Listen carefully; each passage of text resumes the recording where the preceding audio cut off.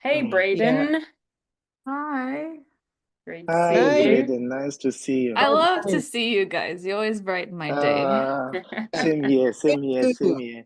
How Yeah, is the you discussion too. with the youth from Kenya? So Are you talking we to them? haven't You haven't they touched base. we were waiting for Maria to get back. Maria just got back from Argentina, so she was taking 3 weeks to work on personal stuff. But also the what's it called?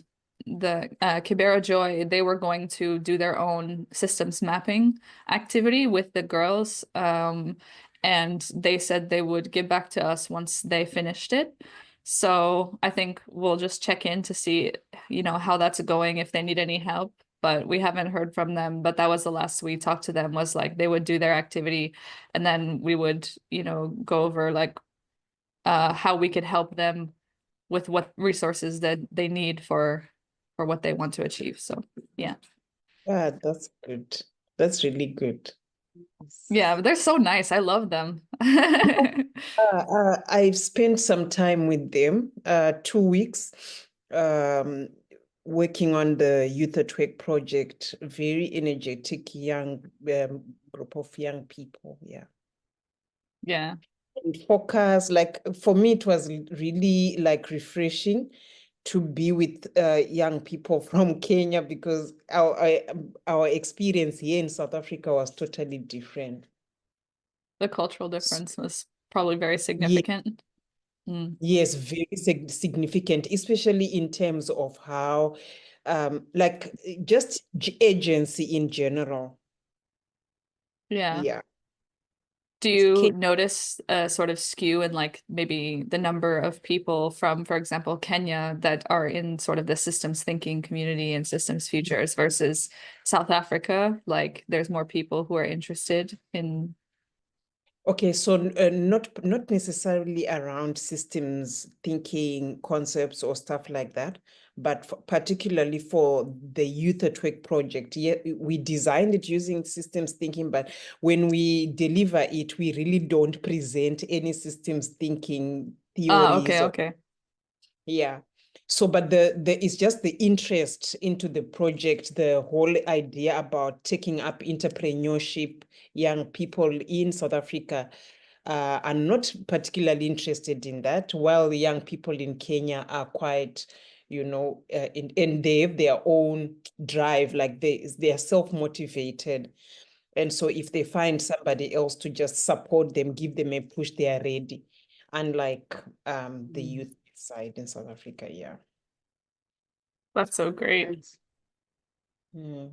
Nice. So yeah, I think yeah, just thinking as you talk, um, would be interesting to know, for example, where the differences in the system that allowed them as well to have a bit more agency rather than the individuals, right? So Mm. are there more, I don't know, policies around I don't know, entrepreneurship, for example, in Kenya than there is in South Africa, or are people more familiar with these terminologies here or there and something like that? So yeah, generally, Uh, right? I don't think so the situation in Kenya and South Africa, for example, it's I wouldn't say policy per se. I think it's Yeah. more contextual. It's more Yeah. contextual in the sense that Kenya and other African countries, where I come from, we go up Zimbabwe toward now east, also going toward the west. The rest of the continent, sub-Saharan Africa, I think they got their independence a long time ago. And initially, after the independence, things were fine and then started going down. And in the process, people have become resilient. People Mm. learn that they have to thrive. There is no one who's going to come feed you. You have to push yourself.